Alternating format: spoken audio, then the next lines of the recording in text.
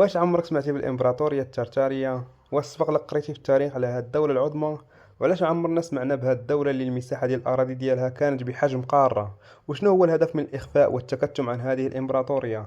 أول حاجة نبداو بها هي الصلاة والسلام على أشرف خلق الله محمد ابن عبد الله صلى الله عليه وسلم. التاريخ دائما يكتبه المنتصرون، ولكن ما غاديش تكون مبالغة إلا قلنا أن جزء كبير من التاريخ تم تزويره، والأراضي الروسية الحالية كانت تسمى بترتاريا العظمى. فإلا رجعنا للخرائط القديمة غادي نلقاو واحد القارة كبيرة وهي قارة ودولة في نفس الوقت، والاسم ديالها تارتاريا. لم يسمع عنها الكثير من الناس، ولكن كان اسمها شامخا شاهدا على مرور حضارة قديمة في الخرائط القديمة. اليوم إن شاء الله غادي نسرد لكم الكثير من المعلومات حول هذه الإمبراطورية العظمى. كانت لتارتاريا حدود عظيمة، وكانت تحدها فرنسا من جهة الغرب والصين من الشرق، وانتشر الإسلام فيها في القرون اللاحقة، وبعد ذلك انهارت وسيطر عليها السلاف قبل أقل من 400 سنة فقط، وليس 1000 سنة كما يقول الروس. قام الروس بطمس تاريخ وهوية تارتاريا بالكامل من المناهج والكتب والتاريخ.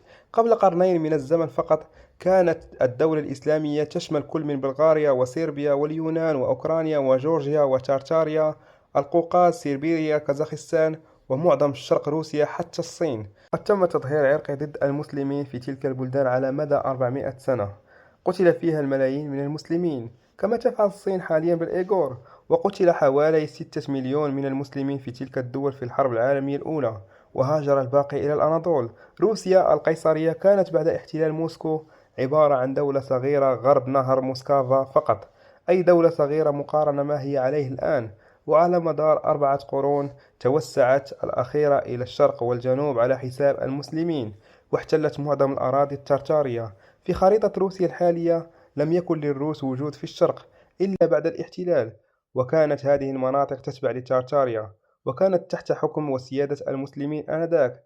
لكن كالمعتاد وللأسف التاريخ تم تزويره وتحريفه من قبل الروس والغرب بعد تأسيس النظام العالمي الجديد. فبعد ما ضعفت الإمبراطورية العثمانية تآمرت كل الدول المحيطة بترتاريا من الشرق والغرب، وإلى اليوم لا تزال العمارة الترتارية شاهدة عن مرور حضارة عظيمة. البنايات العظيمة والضخمة والأنيقة والرائعة الهندسة والجمال في سانت بطرسبورغ في روسيا، وكذلك النصب التذكارية الموجودة في المدينة القديمة. السلاف ليس لهم أي يد في بنائها كما يدعون زورا، وإنما تعود لحضارة عظيمة وعريقة لا نعلم عنها شيء، وأخفيت من كتب التاريخ المزورة. فالإمبراطورية التتارية لم تكن ذات أراضي عظيمة فقط، وإنما كانت إمبراطورية عظيمة ومتقدمة. قارة ترتاريا كانت إمبراطورية متقدمة للغاية، وكانت لها تكنولوجيا عظيمة ومخيفة في آن واحد، وهي تكنولوجيا الطاقة. فكان لديها آلات تسحب الطاقة الحارة من الغلاف الجوي، وكان يوجد محطات توليد لهذه الطاقة، وهدفها هو توحيد سكان القارة من خلال موجات صوتية. والكثير من الصور توضح بعض الآثار المتبقية من الإمبراطورية التارتارية التي تم طمسها وإخفائها من التاريخ. تارتاريا كانت لها مدن وبنايات تحتية شاسعة في جميع الأنحاء. العمارة التارتارية لا تزال شاهدة على مرور حضارة متقدمة وعظيمة. ما هو الهدف من إخفاء هذه الإمبراطورية العظمى؟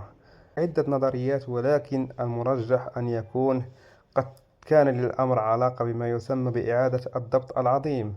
ضمن هذا حدث 5 مرات عبر التاريخ. أولا بتدمير الحضارة والبشر، بأخذ اليتامى والصغار إلى مدن جديدة وبدء الحضارة من جديد، بحيث لا يعرف الناس شيئا عن الماضي، ويتم تعليمهم التاريخ المزور، ويتم إدخالهم في أديان جديدة وخلق مصفوفة جديدة كل مرة. سوف تعطيونا الآراء ديالكم في التعليقات حول هذه الإمبراطورية الإسلامية العظيمة. إذا بغيتوا نزيدوا أجزاء حول هذه الإمبراطورية فاكتبوا لنا في التعليقات باش ما تكونش الحلقة طويلة بزاف. نكتفي بهذا القدر هذا. دمتم سالمين والسلام عليكم.